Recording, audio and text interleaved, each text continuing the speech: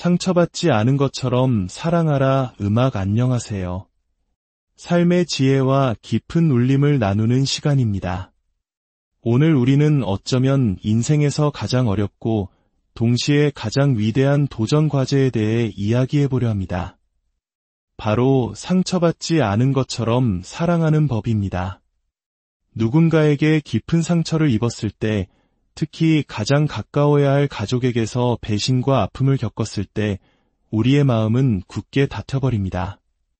다시는 사랑하지 않으리라, 다시는 마음을 주지 않으리라 다짐하기도 하죠.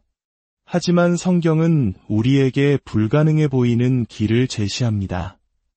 바로 화해의 사명입니다.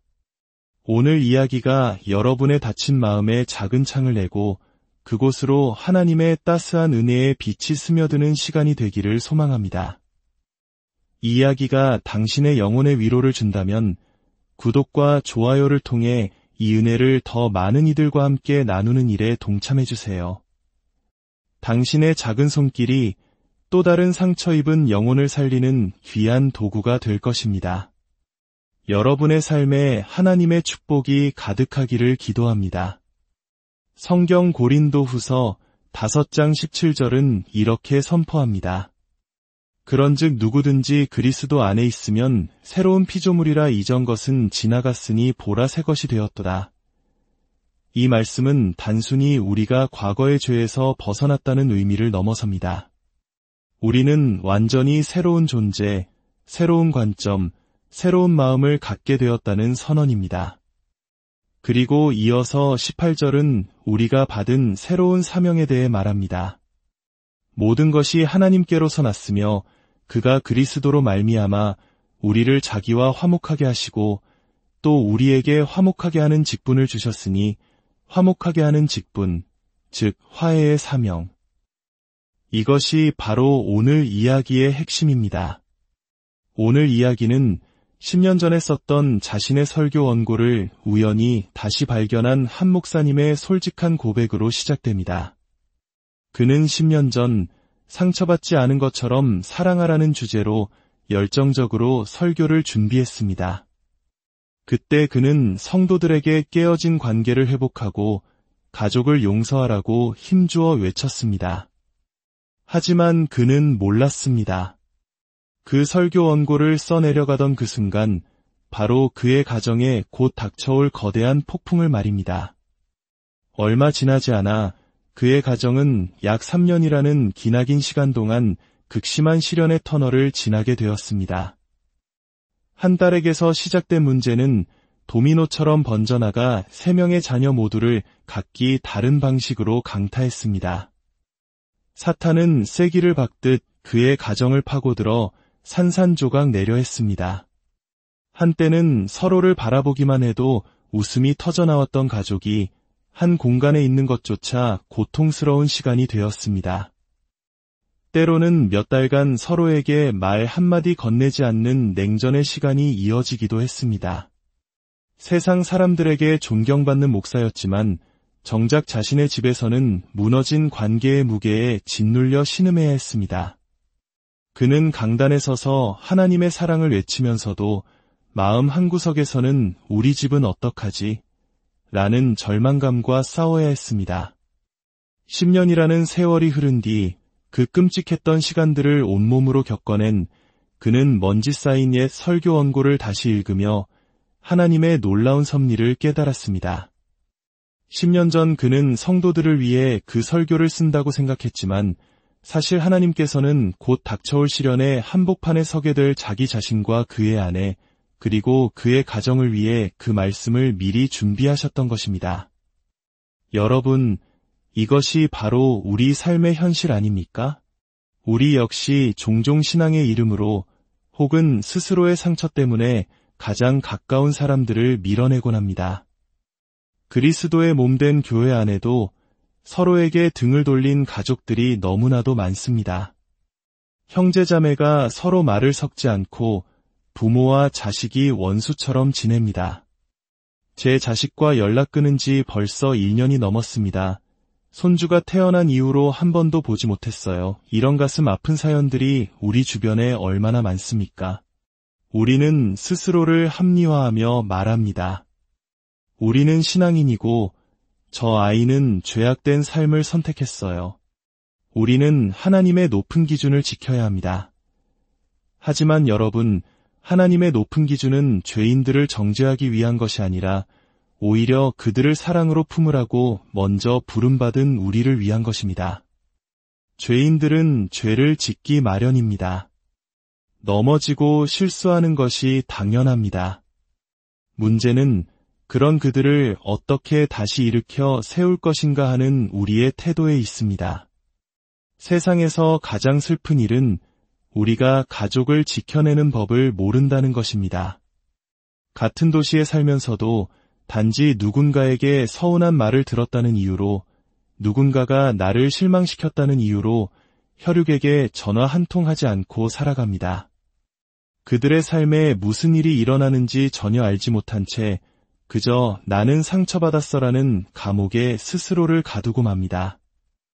때로는 나는 하나님을 너무 사랑하기 때문에 저들의 죄를 용납할 수 없어라고 스스로를 속이기도 합니다.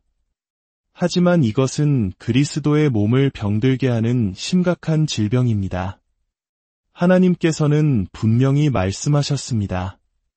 우리에게 화해의 사명이 주어졌다고 말입니다. 어떤 분들은 이렇게 반문할지도 모릅니다. 그럼 목사님, 제가 무릎 꿇고 빌기라도 하라는 말입니까? 성경이 가르치는 바를 잠시 생각해 봅시다. 성경은 본래 우리가 하나님과 멀리 떨어져 있던 존재라고 말합니다. 우리 안에는 어떠한 의로움도 없었고 우리는 비참하고 그릇된 길을 가고 있었습니다. 하지만 자비가 풍성하신 하나님, 우리의 모든 진실을 아시는 그분께서 먼저 첫걸음을 내디디셨습니다. 우리가 하나님께 나아갈 자격도 능력도 없었을 때 하나님께서는 그의 아들 예수 그리스도를 보내셔서 우리를 하나님께로 다시 화목하게 하셨습니다. 십자가 위에서 예수님은 우리와 하나님 사이에 막힌 담을 허무셨습니다. 그분은 죄를 알지도 못하신 분으로서 우리를 대신하여 죄가 되셨고, 그로써 우리는 하나님 안에서 의가 되었습니다. 이것이 바로 하나님께서 우리에게 보여주신 화해의 방식입니다. 그리고 이제 하나님께서는 우리에게 이렇게 말씀하십니다. 내가 너를 그렇게 화목하게 한 것처럼 이제 너도 그 사명을 감당하길 원한다. 사람들이 내게 잘못하고 너의 삶에 갈등이 찾아올 때 내가 너를 하나님과 화목하게 한 것처럼 너도 다른 사람들과 화해하는 화해의 사역에 들어가기를 바란다. 자녀들이 항상 부모가 기대하는 대로 살지는 않습니다. 부모 역시 항상 자녀에게 완벽한 모습만 보여주지는 못합니다. 우리가 구원받기 전 우리 자신도 그러지 않았습니까? 나는 내 자식들을 마약이나 하고 술에 취해 파티나 즐기고 거짓말하고 도둑질하는 악마처럼 키우지 않았어요. 그래서 우리는 그 아이와 인연을 끊기로 했습니다. 하지만 그렇다고 해서 그 아이가 더 이상 우리의 자식이 아니게 됩니까? 그 사실이 변합니까? 그 아이가 정신 차리고 집으로 돌아오면 그때는 사랑해 줄 수 있겠죠. 하지만 그것은 하나님의 사랑 방식이 아닙니다. 하나님은 우리가 아직 죄인이었을 때 우리를 위해 죽으심으로 우리를 사랑하셨습니다. 우리가 그분을 아프게 한 적이 없는 것처럼 우리를 사랑하십니다. 때로는 하나님을 향해서도 우리는 상처받지 않은 것처럼 사랑해야 할 때가 있습니다. 목사님, 저는 제 결혼을 위해 간절히 기도했지만 결국 이혼으로 끝났습니다. 왜 그 끔찍한 교통사고가 우리 가족에게 일어나야만 했는지 도무지 이해할 수 없습니다. 한 교회에 다니던 어느 신실한 가정이 있었습니다. 부활절 아침, 온 가족이 기쁜 마음으로 차를 타고 교회로 향하던 중이었습니다. 그때 신호를 위반한 차 한 대가 그들의 차를 들이받았고 그 사고로 대학생이었던 자랑스러운 아들이 그 자리에서 목숨을 잃었습니다. 그들은 하나님을 사랑하고 섬기는 가족이었습니다. 하지만 때로 우리는 하나님의 뜻을 이해할 수 없는 마치 탕자 같은 하나님을 마주할 때가 있습니다. 그럴 때 우리는 어떻게 해야 할까요? 구약의 욥처럼 모든 질문을 하나님께 드리며 이렇게 고백해야 합니다. 주신 이도 여호와시요 거두신 이도 여호와시오니 여호와의 이름이 찬송을 받으실지니이다. 하나님, 제가 비록 주님을 다 이해할 수 없을지라도 저는 상처받지 않은 것처럼 주님을 사랑하겠습니다. 바로 그 순간 우리의 믿음은 비로소 성장하기 시작합니다. 고린도전서 13장은 우리에게 가장 중요한 은사는 사랑이라고 말합니다. 왜냐하면 사랑은 결코 실패하지 않기 때문입니다. 당신이 누군가를 사랑할 때 그 사랑은 절대로 실패로 끝나지 않습니다. 스스로의 영적인 교만에서 내려와 누군가를 사랑할 때 하나님은 우리의 깨어진 틈새를 통해 일하기 시작하십니다. 하나님은 우리를 겸손하게 하시고 우리 안의 육적인 교만을 깨뜨리십니다. 우리는 깨어진 그릇이 될 것이지만 하나님께서는 바로 그 깨어진 틈을 통해 치유의 능력을 흘려보내실 것입니다. 저는 그 사람의 생활 방식을 도저히 받아들일 수 없어요. 그러니 이제 끝입니다. 우리는 너무나 쉽게 사람들을 상자 안에 가두고 관계를 단절해버립니다. 하지만 진정한 사랑은 이렇게 말합니다. 나는 내가 하는 일을 인정하지는 않지만 너는 여전히 내 사람이다. 내가 살아있는 한 나는 너를 사랑할 것이다. 사탄이 가장 두려워하는 것이 바로 이 진리가 세상에 알려지는 것입니다. 우리가 사랑하는 사람의 눈을 바라보며 이렇게 말할 때 사탄은 절망합니다. 내가 너의 죄를 재정적으로 지원하거나 돕지는 않을 것이다. 내 양심이 그것을 허락하지 않는다. 하지만 나는 너를 사랑할 것이다. 너는 내 사람이기 때문이다. 내가 아무리 나를 밀어내도 너는 나를 사랑하지 못하게 만들 수 없다. 사랑은 반드시 승리합니다. 한 달이 걸릴 수도, 1년이 걸릴 수도, 어쩌면 평생이 걸릴 수도 있습니다.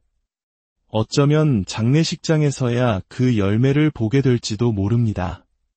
하지만 당신이 그 가족을, 당신에게 상처 준 그 사람을 계속해서 사랑한다면 사랑은 결코 실패하지 않을 것입니다. 이것이 바로 하늘로부터 당신과 당신의 가정에 주어진 하나님의 언약이며 약속입니다. 우리는 너무나 쉽게 사람들을 우리 삶에서, 우리 교회에서 내쫓아버립니다. 이제 끝이야. 다 끝났어. 라고 선언합니다. 하지만 하나님은 단 한 번도 우리에게 그렇게 하신 적이 없습니다. 그분의 사랑은 결코 실패하지 않으며 인내하고 온유하며 오래 참습니다. 바울은 고린도 교회를 보았습니다. 그 교회는 놀라운 능력과 성령의 은사, 기적이 넘쳐나는 곳이었습니다. 하지만 동시에 그는 그들 안의 이중성을 보았습니다. 그들은 서로 화목하지 못했고 서로를 물고 뜯었습니다.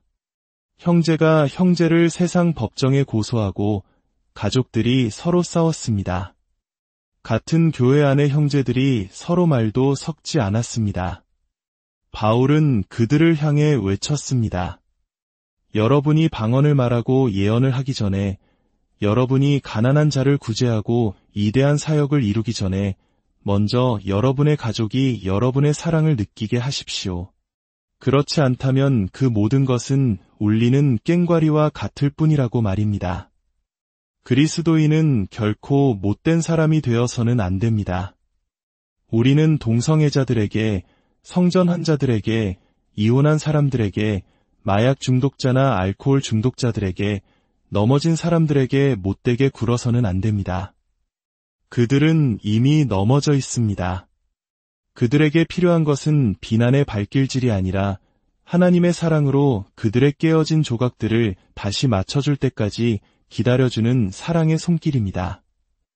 여러분, 여러분의 자녀들은 여러분의 꿈을 이뤄주기 위해 태어난 존재가 아닙니다. 그들은 하나님의 프로젝트입니다. 그들이 어떤 문제에 휘말리더라도 그저 사랑하십시오. 사랑하고 또 사랑하십시오. 무슨 일이 일어나든 그들을 사랑하십시오. 그들이 예수님을 사랑한다는 사실에 감사하고 때로는 입을 다무십시오. 우리의 말은 니트로글리세린과 같습니다. 니트로글리세린은 다리를 폭파하는 데 사용될 수도 있지만 심장마비 환자의 심장을 다시 뛰게 하는 약으로도 사용됩니다. 우리의 말도 마찬가지입니다. 관계의 다리를 폭파시킬 수도 있고 상처 입은 마음을 치유할 수도 있습니다. 선택은 우리에게 달려 있습니다. 위기의 순간, 가정에 문제가 닥쳤을 때 이 멍청아, 어떻게 그런 짓을 할 수 있어? 넌 정말 쓸모없는 놈이야. 라고 소리치는 것은 관계의 다리를 폭파하는 행위입니다. 하지만 이렇게 말할 수도 있습니다. 그건 진짜 내 모습이 아니야. 나는 너를 사랑한단다. 하나님은 너를 향한 위대한 계획을 가지고 계셔. 하나님께서 너의 삶을 다듬고 나면 너는 정말 멋지고 경건한 사람이 될 거야. 모든 것은 우리의 말과 그 톤에 달려 있습니다. 하나님은 결코 누구도 포기하지 않으십니다. 비록 그들이 계속해서 그분의 마음을 아프게 하고 그분의 규칙을 어길지라도 하나님은 절대로 포기하지 않으십니다.